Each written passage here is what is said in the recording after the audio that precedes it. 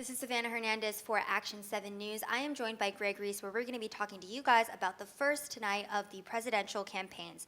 So tonight is going to be the night in which Elizabeth Warren, Cory Booker, Beto O'Rourke, some of the biggest names in politics, come forward and talk about some of today's biggest topics. This also marks the beginning of some of our lesser-known candidates to break out to the public. So, Greg, Elizabeth Warren is one of the highest polling candidates right now, and she's who we're going to be focusing on the most today. I read a story about Elizabeth today that just came out talking about how she wants to decriminalize borders. What other issues do you think are going to be at the forefront of tonight's debates that our other candidates are going to have to speak about? Well, when you look at the list of the 10 candidates tonight, it really does. The only people on there that seem like they're going to survive this are Beto O'Rourke and Elizabeth Warren. You know, if the world wasn't clown world, then Tulsi Gabbard, seems like a very reasonable candidate, but we're not in the reasonable world anymore. So Elizabeth Warren and Beto O'Rourke both seem to stand for the same things, but Elizabeth Warren is leading, I think mostly because the progressive movement likes her. She's establishment, she's a woman, and it seems like she is definitely running with the establishment platform of open borders, especially the new thing about decriminalizing the borders.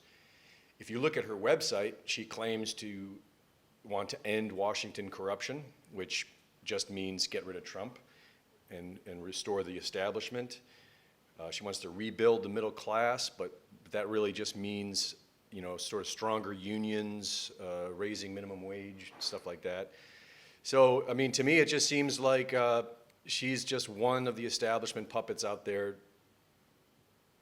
to take on Trump.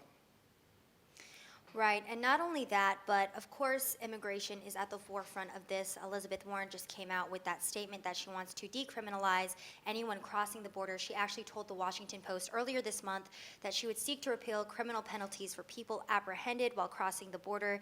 And Julian Castro, who's actually going to be speaking tonight as well, called for the repeal of Section 1325, which is the law that makes illegal entry a federal misdemeanor, and he called for that back in April. Not only that, but have you seen those pictures that have been circulating around of that migrant father and young child who have washed up on the shores of the border? Yeah, and this is a repeat of what we saw in Europe. I believe in 2015 they were running a campaign of showing dead children to sort of soften people's hearts for immigration, bringing people in, and now we're seeing the same exact tactic here. And it would behoove anyone who isn't aware of the crisis that's going on with immigration, it would behoove anyone to really look into what's been going on in Germany and Sweden and what Germany and Sweden look like today, because that's what we have to look forward to if we decide that we're going to open these borders up for whatever reason. And it's a dangerous game. It's probably the most dangerous game we've ever faced. And Beto O'Rourke definitely has jumped on this train of trying to use people's emotions when it comes to these immigrant families. He came forward today and said that Trump is responsible for these migrant deaths. Of course, he immediately pinned Trump for everything that's going on at the border. And we even spoke to a couple people yesterday when we first got here and we asked about this issue. We were talking about those timestamp photos that were cropped out from the Obama era that people are still trying to blame on Trump. So I think that immigration is going to be an issue that is at the forefront. And like I said, we're seeing Elizabeth Warren, Beto O'Rourke, Cory Booker, almost every single Democratic candidate really focused on this issue. Not only that, but also Joe Biden. So he's actually going to be debating tomorrow night. And Cory Booker, who's debating tonight, has already started in taking swipes at Joe Biden. Do you think that we can see a lot of that from candidates tonight? Swiping at Joe Biden tonight? Mm-hmm. Yes, I would imagine. I mean, I imagine Joe Biden he seems to be propped up as the main establishment president, even though he seems like he should be in a retirement home in all of his speeches, but he does seem to be propped up as that. So I would imagine everyone's got their sights on him, especially Elizabeth Warren, because I would say out of tonight, Elizabeth Warren's probably going to be the champ for the Democratic Party tonight. And it now seems like the election is once again going to be run on immigration. That is definitely the left's move. And normally I would say Trump would win like he did in 2016 with immigration, but what has Trump really done with immigration? If you look at the stats, Obama was deporting more illegal aliens than Trump has. There's been more illegal crossings with Trump in presidency than Obama, and part of that is because they are storming the borders more now than they ever were. But still, if Trump doesn't start doing anything about immigration, then I really don't see how he's going to win again on immigration. Because the big question will come in: what have you done? You know. And Greg, you actually gave me some really interesting insight into this whole situation the other day, because I was asking you why you think that immigration under Trump is so bad. And I remember reading a quote that Trump said, he basically gives the people exactly what they want. And you had mentioned what you think Trump's tactic is in terms of why illegal immigration is getting so bad. Well, it's a hopeful tactic. It's me being very hopeful. But when you look at what Trump has done in his presidency so far, it would make sense to me that he could be allowing the situation to get so bad, which if you know what's going on, then you know all you got to do is kick back and do nothing, and it'll get worse and worse and worse. He could possibly be making it so bad that the average American, not your partisan Democrat or Republican, just your average American will start getting very upset and demanding something to be done, which really is the proper way to do things. The president should respond to the people's desires. And so perhaps he's just allowing it to get so bad where then people demand him to do it. And then the good thing about that would be then when he acts upon it, no one can call him out for doing anything other than responding to the demands of the American people. Right, and we have seen Democrats try to say that there is no crisis at the border, and now they're completely changing their tune, and the American people are really seeing what's going on.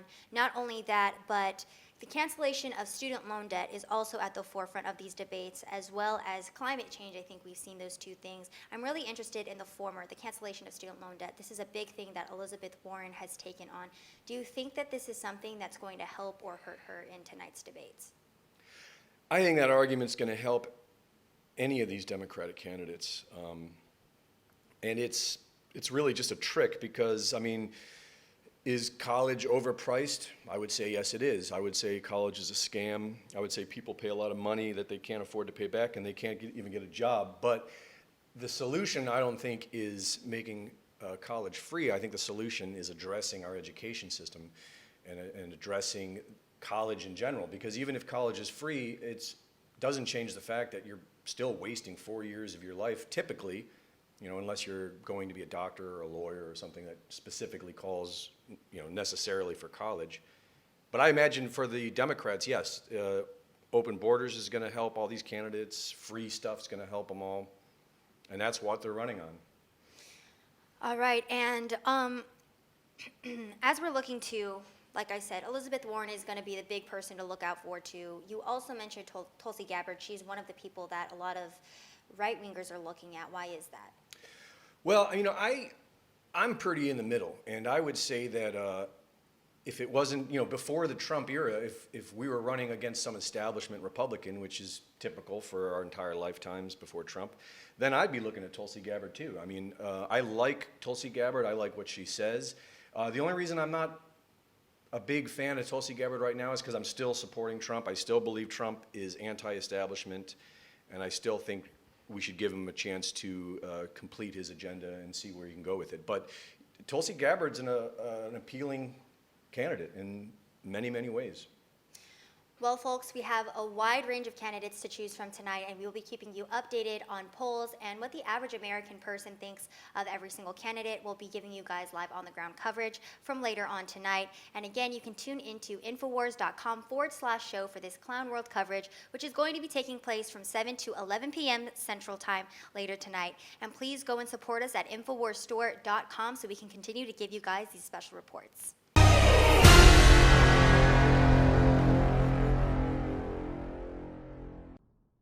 Serving with InfoWars is a great honor, but I still need my morning coffee.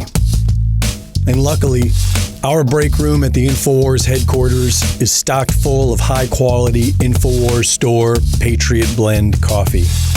Grown in the high mountains of southern Mexico, the Chiapas farmers grow 100% organic, non-GMO coffee at the ideal altitude for the perfect cup. A robust coffee with great flavor and mild acidity. There has never been a more important time to support InfoWars. So if you love coffee and if you want to fight for freedom, then you can help. Order now at the InfoWars store. Sign up for AutoShip and get your own high-quality supply of Patriot Blend coffee delivered right to your door at InfoWarsStore.com.